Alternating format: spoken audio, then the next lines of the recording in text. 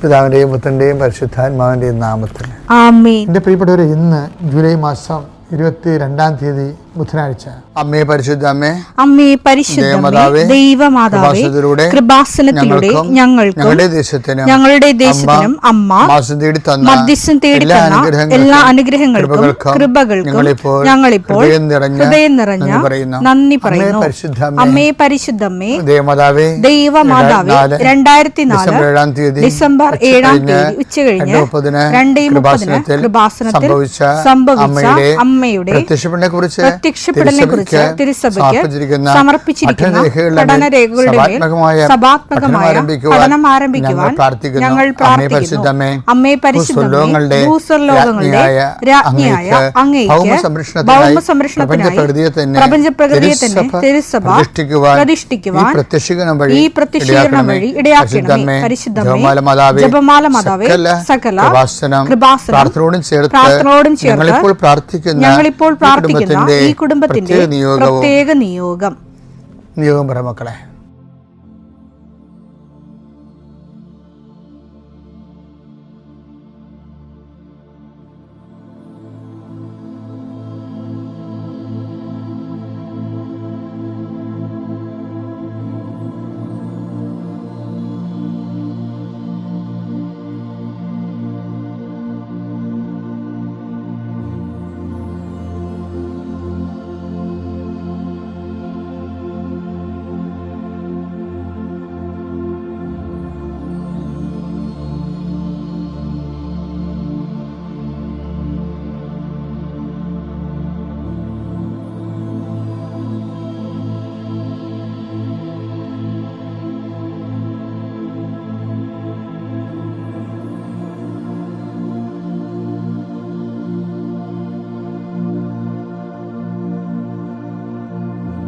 അമ്മയുടെ പ്രത്യക്ഷീകരണത്തിന്റെ ഈ അനുഗ്രഹവേളയിൽ ഞങ്ങൾക്ക് സാധിച്ചു തരുവാൻ കനിയണമേ. ആമേൻ. വിശ്വാസ പ്രമാണം. സർവശക്തനായ പിതാവും ആകാശത്തിന്റെയും ഭൂമിയുടെയും സൃഷ്ടാവുമായ ദൈവത്തിൽ ഞാൻ വിശ്വസിക്കുന്നു. അവിടുത്തെ ഏകപുത്രനും ഞങ്ങളുടെ കർത്താവുമായ ഈശോമിശിഹായിലും ഞാൻ വിശ്വസിക്കുന്നു. ഈ പുത്രൻ പരിശുദ്ധാത്മാവിനാൽ ഗർഭസ്ഥനായി കന്യകാമറിയത്തിൽ നിന്ന് പിറന്ന് പൊന്തിയോസ് പീലാത്തോസിന്റെ കാലത്ത് പീഡകൾ സഹിച്ച് കുരിശിൽ തറയ്ക്കപ്പെട്ട് മരിച്ച് അടക്കപ്പെട്ട് പാതാളങ്ങളിൽ ഇറങ്ങി മരിച്ചവരുടെ ഇടയിൽ നിന്ന് 3-ാം നാൾ ഉയർത്ത് സ്വർഗത്തിലേക്ക് എഴുന്നള്ളി സർവശക്തിയുള്ള പിതാവായ ദൈവത്തിന്റെ വലതുഭാഗത്തിരിക്കുന്നു. അവിടെ നിന്ന് ജീവിക്കുന്നവരെയും മരിച്ചവരെയും വിധിക്കുവാൻ വരുമെന്നും ഞാൻ വിശ്വസിക്കുന്നു. പരിശുദ്ധാത്മാവിലും ഞാൻ വിശ്വസിക്കുന്നു. വിശുദ്ധ കത്തോലിക്കാ സഭയിലും പുണ്യവാന്മാരുടെ ഐക്യത്തിലും പാപങ്ങളുടെ മോചനത്തിലും ശരീരത്തിന്റെ ഉയർപ്പിലും നിത്യമായ ജീവിതത്തിലും ഞാൻ വിശ്വസിക്കുന്നു. ആമേൻ. സുഖസ്ഥനായ ഞങ്ങളുടെ പിതാവേ, അങ്ങയുടെ നാമം പൂജിതമാകണമേ. അങ്ങയുടെ രാജ്യം വരണമേ. അങ്ങയുടെ തിരുമനസ് സ്വർഗത്തിലെ പോലെ ഭൂമിയിലും ആകണമേ. അന്നു വേണ്ടുന്ന ആഹാരം ഇന്ന് ഞങ്ങൾക്ക് തരണമേ. ഞങ്ങളോട് തെറ്റ് ചെയ്യുന്നവരോട് ഞങ്ങൾ ക്ഷമിക്കുന്നത് പോലെ ഞങ്ങളുടെ തെറ്റുകൾ ഞങ്ങളോടും ക്ഷമിക്കണമേ. ഞങ്ങളെ പ്രലോഭനത്തിൽ ഉൾപ്പെടുത്തരുതേ, തിന്മയിൽ ഞങ്ങൾ രക്ഷിക്കണമേ. ആമേൻ. നന്മ നിറഞ്ഞ മറിയമേ, സ്വസ്തി. കർത്താവ് അങ്ങയുടെ കൂടെ സ്ത്രീകളിൽ അങ്ങ് അനുഗ്രഹിക്കപ്പെട്ടവളാകുന്നു. അങ്ങയുടെ ഉദരത്തിൻ ഫലമായി ഈശോ അനുഗ്രഹിക്കപ്പെട്ടവനാകുന്നു. പരിശുദ്ധ മറിയമേ, തമ്പുരാന്റെ അമ്മേ, പാപികളായ ഞങ്ങൾക്ക് വേണ്ടി ഇപ്പോഴും ഞങ്ങളുടെ മരണസമയത്തും തമ്പുരാനോട് അപേക്ഷിക്കണമേ. ആമേൻ. കർത്താവേ, നിന്റെ ഉന്നതമായ നാമത്തിന് സ്വസ്ത്രം ചെയ്യുന്നു. കർത്താവേ, നിന്റെ വിശുദ്ധ പൗരോഹിത്യത്തെ മഹത്വപ്പെടുത്തണമേ. കർത്താവെ, സഭയിലുള്ള സാന്നിധ്യം പ്രകടമാക്കണമേ.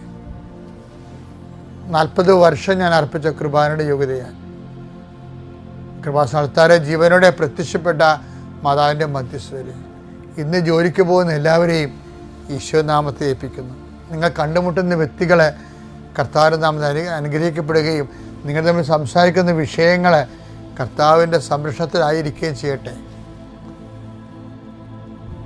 നിങ്ങൾ യാത്ര ചെയ്യുന്ന വാഹനങ്ങളെ കർത്താവ് സംരക്ഷിക്കട്ടെ.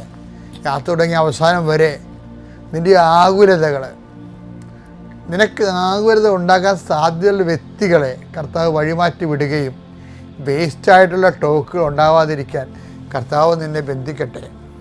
നിൻ്റെ മനസ്സിനെ ഭരിപ്പിക്കുകയും പ്രയാസപ്പെടുത്തുകയും ഭാരപ്പെടുത്തുകയും ചെയ്യുന്ന വ്യക്തികളെ കണ്ടുമുട്ടാതിരിക്കാനും ആ സിറ്റുവേഷൻ ഒഴിവാകാനും കർത്താവ് നിന്നെ സഹായിക്കട്ടെ. അഥവാ അങ്ങനെയാണെങ്കിൽ ആ സമയത്ത് നീ വിശ്വപ്രമാണം ചൊല്ലിക്കൊണ്ട്, സ്വർഗസ്ഥനായ ചൊല്ലിക്കൊണ്ട് മനസ്സിൽ ഈ ദുരിത സാഹചര്യങ്ങളിൽ നിന്ന് നീ വിടുതൽ പ്രാപിക്കുന്നതിന് വേണ്ടി പരിശുദ്ധ അമ്മ നിനക്ക് വേണ്ടി മധ്യസ്ഥം വഹിക്കട്ടെ. ജോലി യാത്ര, പരീക്ഷയ്ക്കുള്ള യാത്ര, പരീക്ഷാ സമയം കർത്താവ് നിന്നെ അനുഗ്രഹിക്കട്ടെ. ജോലി ഇൻ്റർവ്യൂവിൻ്റെ സമയം കർത്താവ് നിന്നെ അനുഗ്രഹിക്കട്ടെ. നിൻ്റെ നല്ല റിസൾട്ടുകൾ നിനക്ക് വരാൻ ഈ റിസൾട്ട് കാത്തിരിക്കുന്നവരെ കർത്താവ് ആശീർവദിക്കട്ടെ. കർത്താവേ, ഈ മഴയുടെ കാലവും വെള്ളത്തിൻ്റെ ശല്യവും രോഗത്തിൻ്റെ പെരുപ്പവും മനസ്സിൻ്റെ ഇടർച്ചയും ഉറക്കമില്ലാത്ത അവസ്ഥയും കുടുംബത്തിൻ്റെ ദുരിതങ്ങളും കർത്താവ് ആരെല്ലാം എന്തെല്ലാം ദുരിതങ്ങൾ അനുഭവിക്കുന്നുവോ കർത്താവിൻ്റെ കാരുണ്യത്തിൻ്റെ പുതപ്പ് എൻ്റെ ഉള്ളിലാകട്ടെ. അവർ എൻ്റെ കർത്താവിൻ്റെ ഉന്നതമായ നാമത്തിൽ ജോലി തേടി പോകുന്നവർ, കുടുംബത്തിൽ ജീവിക്കാൻ മാർഗമില്ലാത്ത സാമ്പത്തിക വിഷമം അനുഭവിക്കുന്നവർ, സാമ്പത്തിക ക്ലേശവും കടവും അനുഭവിക്കുന്നവർ, മനസ്സിൽ വല്ലപാടും ചത്താൽ മതിയെന്ന് പോലും പൈശാചികമായിട്ട് ചിന്തിച്ച് പോകുന്നവർ, എങ്ങനെ ജീവിക്കുമെന്ന് അറിയാൻ പാടില്ലാതെ വേദനിക്കുന്നവർ, ഈ ഒറ്റ പ്രാർത്ഥന കൊണ്ട് കൃപാസനം നടത്താറെ ജീവനോടെ പ്രത്യക്ഷപ്പെടാൻ മറിയാം പരിശുദ്ധ അമ്മ നിന്നെ സഹായിക്കട്ടെ. ഇന്ന് പ്രസവം നിശ്ചയിച്ചിരിക്കുന്നവർ, ഇന്ന് ഓപ്പറേഷൻ നിശ്ചയിച്ചിരിക്കുന്നവർ, ഇന്ന് ആശുപത്രി പോകുന്നവർ, ഇന്ന് ടെസ്റ്റിന് പോകുന്നവർ, ടെസ്റ്റിൻ്റെ റിസൾട്ടിന് പോകുന്നവർ, ഡ്രൈവിങ്ങിൻ്റെ ലൈസൻസിന് പോകുന്നവർ, അതിൻ്റെ ടെസ്റ്റിന് പോകുന്നവർ, കർത്താവെ എല്ലാവരെയും നിൻ്റെ നാമത്തിൽ ഞാൻ ആശീർവദിക്കുന്നു. കർത്താവെ, ഇന്ന് തുടക്കം കുറിക്കുന്ന ഓരോരോ കാര്യങ്ങളുണ്ട്. ചിലപ്പോൾ വീടായിരിക്കാം, ചിലപ്പോൾ വീട് വെക്കുന്നതാകാം, ചിലപ്പോൾ കട്ട്ല വെക്കുന്നതാകാം, ചിലപ്പോൾ അടിത്തറ ശില പാകുന്നതാകാം. കർത്താവെ, എന്തു തന്നെയായാലും ഇന്ന് കയറിപ്പുറതിയുള്ളവരാകാം. അങ്ങനെയുള്ള എല്ലാ മേഖലകളും, വിവാഹം അന്വേഷിക്കുന്ന ഉൾപ്പെടെ, അടിയന്തരങ്ങൾ നടക്കുന്ന ഉൾപ്പെടെ, നിൻ്റെ വീട്ടിൽ നടക്കുന്ന മുഴുവൻ കാര്യങ്ങൾ, നീയുമായി ബന്ധപ്പെട്ട മുഴുവൻ കാര്യങ്ങൾ 40 വർഷം ഞാൻ അർപ്പിച്ച കൃപാൻ്റെ യുഗതയാൽ കൃപാസ്ഥാനത്താറെ ജീവനോടെ പ്രത്യക്ഷപ്പെട്ട മാതാവിൻ്റെ മധ്യസ്ഥത്താൽ നിൻ്റെ ജീവിതവും ജീവിത ചുറ്റുപാടുകളും സഹപ്രവർത്തകരും സഹസഞ്ചാരികളും കർത്താവിൻ്റെ നാമത്തിൽ അനുഗ്രഹിക്കപ്പെടട്ടെ. നിത്യം പിതാവും പുത്രനും പരിശുദ്ധാത്മാവായ സർവേശ്വരെ നീക്കുവാമേ. എൻ്റെ പ്രിയപ്പെട്ടവരെ, പിന്നെ ഈ റിൻസി ജോസഫ് എന്ന് പറഞ്ഞ മോളെ സാക്ഷ്യം പറഞ്ഞായിരുന്നു. നല്ലൊരു രസമുള്ള സാക്ഷ്യമാണ് ഈ ദിവസം. അപ്പം അവർക്ക് 4ാമത്തെ കുഞ്ഞിനെ വേണം. അപ്പോൾ അവർ പ്രഗ്നൻ്റ് ആയപ്പോൾ മാതാവിൻ്റെ അടുത്ത് അവർ ഉടമ്പടി, നല്ല പക്ക ഉടമ്പടിയിലാണ്. മാതാവിനോട് പറഞ്ഞ്, മാതാവ് ഇതിൽ ആൺകുഞ്ഞെ കൊള്ളാമെന്ന് പറഞ്ഞ് മനസ്സിൽ വിചാരിച്ചതാണ്. പക്ഷേ അമ്മയോടൊക്കെ ഇങ്ങനെ ഉടമ്പടി ത്രൂ കമ്മ്യൂണിക്കേഷനുള്ള ആ സ്റ്റേജിലെത്തിയായിരുന്നു. അപ്പം അമ്മ രാത്രി ഇവളോട് സംസാരിച്ചു, നിനക്ക് ആൺകുഞ്ഞാണ് ലഭിക്കാൻ പോകുന്നത്, അവൻ്റെ പേരിൽ അവന് എൻ്റെ സംരക്ഷണം ലഭിക്കാൻ വേണ്ടി നീ അവന് മിഖായേൽ മറിയം എന്ന് പേരിടണമെന്ന് പറഞ്ഞു.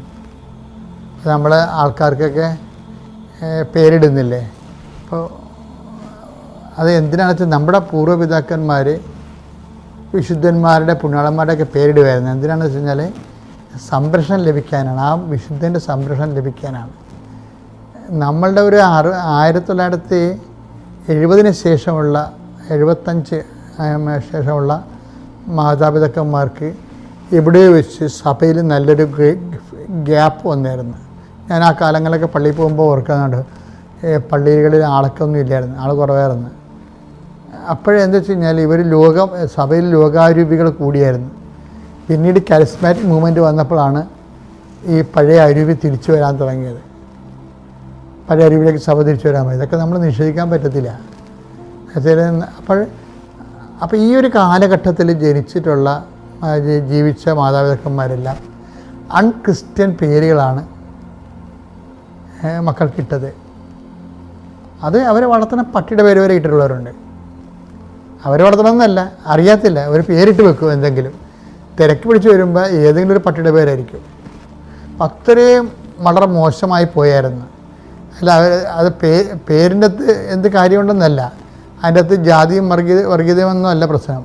അതായത് നമ്മുടെ പൂർവ്വപിതാക്കന്മാർ ചെയ്തുകൊണ്ടിരുന്നത് അവർക്ക് ആ വിശുദ്ധൻ്റെ സംരക്ഷണം ലഭിക്കാൻ വേണ്ടിയാണ്. അപ്പോൾ വിശ്വാസം പോയൊരു തലമുറയാണ് അവിശ്വാസമായ പേരുകൾ ഇട്ടത്. അത് ഇപ്പോൾ ഇത് മൊത്തം നോക്കുമ്പോൾ ഇപ്പോൾ അവർ ക്രിസ്ത്യനാണ് ചേർക്കാൻ വേണ്ടി അപ്പൻ്റെ പേര് ചേർത്തായിടണത് എന്തൊരു ബാധ്യതയാണ്. അപ്പൻ്റെ പേരോട് ചേർത്താൽ മാത്രമേ അവർക്ക് മനസ്സിലാകത്തുള്ളൂ അത് ക്രിസ്ത്യൻ പേരാണെന്ന്. അപ്പം എന്തുകൊണ്ടാണ് ഇങ്ങനെ വരണമെന്ന് വെച്ച് കഴിഞ്ഞാൽ, ഈ പിന്നീട് വന്ന ഒത്തിരി ഒരു 2000-ന് ശേഷം ബിബ്ലിക്കലായിട്ടുള്ള പേരുകൾ വന്നിട്ടുണ്ട്. നമ്മൾ കേൾക്കുമ്പോൾ ക്രിസ്ത്യാനാണോ നോൺ ക്രിസ്ത്യാനാണെന്ന് അറിയത്തില്ലെങ്കിലും ആ പേര് ബിബ്ലിക്കലായിരിക്കും.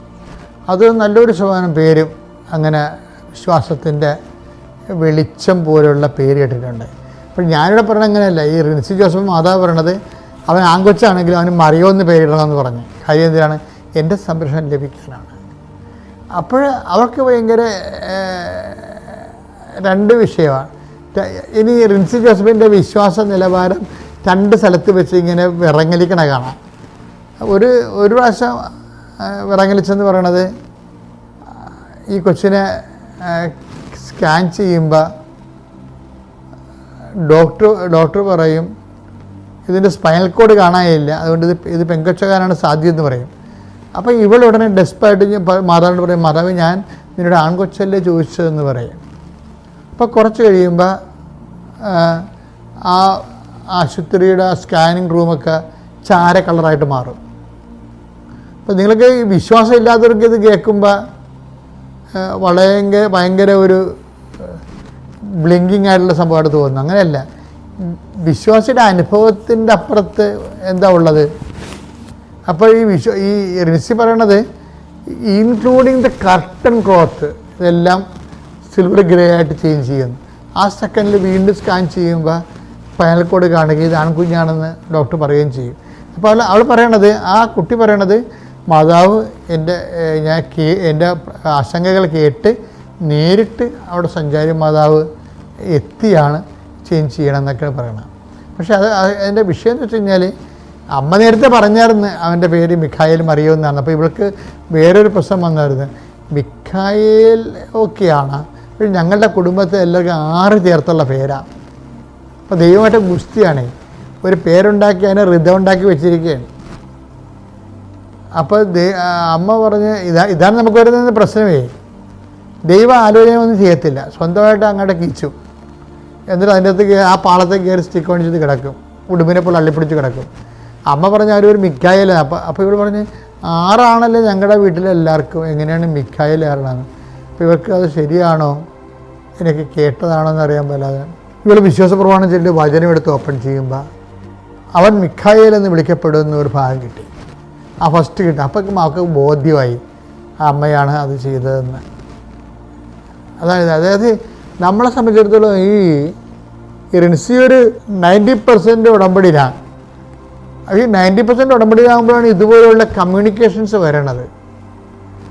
ഇപ്പോൾ നമ്മളെപ്പോഴും നിങ്ങൾ ഉടമ്പടികളിൽ പുതുക്കുമ്പോഴേ, നിങ്ങൾ പുതുക്കുമ്പോൾ പേപ്പർ പുതുക്കിയ നിറം മാറ്റണമല്ല പ്രശ്നം, മറിച്ച് ഉടമ്പടി അതനുസരിച്ച് വളർന്നു വരുന്നവർ ദൈവാനുഭവത്തിലും ദൈവസാക്ഷ്യത്തിലും വളരുന്നുണ്ട്. അപ്പം അതുപോലെ ഒരു വളർച്ച എന്നൊക്കെ വേണം. അല്ലാതെ നിങ്ങളിപ്പോൾ പുറത്തുള്ള ആൾക്കാർക്ക് ഉടമ്പടിയെക്കുറിച്ചൊന്നും അറിയത്തില്ലല്ലോ. അവർ പറയണത് ജോലി കിട്ടാനാണ്, അതുപോലെ തന്നെ ബാങ്ക് ലോൺ കിട്ടാനാണ് ഉടമ്പടി എടുക്കുന്നത്. അതിന് ബാങ്കിൽ പോയാൽ പോരെ. അതുപോലെ തന്നെ വിസ പുതുക്കാനാണ്. നിങ്ങൾ നിയോഗങ്ങൾക്ക് വേണ്ടി മാത്രം ഉടമ്പടിക്കുന്ന ആൾക്കാരുണ്ട്.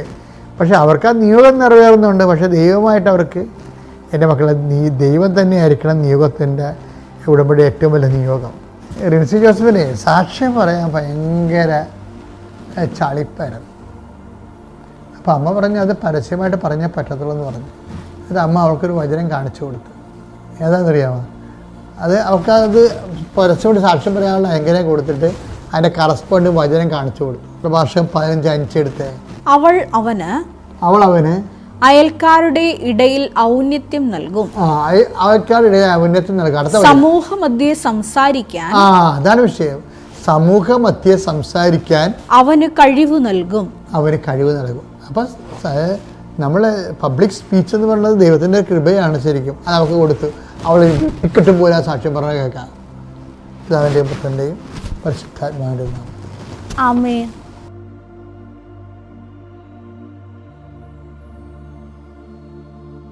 അത്യപൂർവ ദൈവാനുഭവങ്ങൾ ഇനി നിങ്ങൾക്കും സ്വന്തം.